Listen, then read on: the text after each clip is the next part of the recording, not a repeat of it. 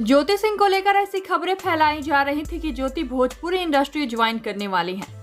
वो एक्ट्रेस के तौर पर डेब्यू करने वाली हैं और इस बात की चर्चा तब और जोरों से होने लगी जब ज्योति सिंह की ये तस्वीर सामने आई। जी हां, त्रिशाकर मधु और शूटिंग सेट पर की ये तस्वीर ने सबको यकीन करने पर मजबूर कर दिया कि ज्योति भोजपुरी इंडस्ट्री ज्वाइन करने वाली हैं। तो अब इस बात पर भी ज्योति ने अपनी चुप्पी तोड़ दी है और बता दिया है कि वो भोजपुरी इंडस्ट्री ज्वाइन नहीं करने वाली हैं।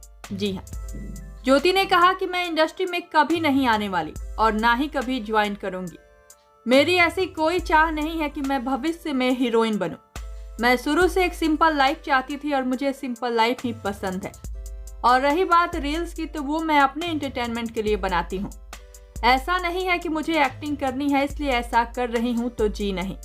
और अब इसके बाद तो मैं एकदम इंडस्ट्री ज्वाइन नहीं करने वाली, क्योंकि अब मेरे सामने इंडस्ट्री की सारी सच्चाई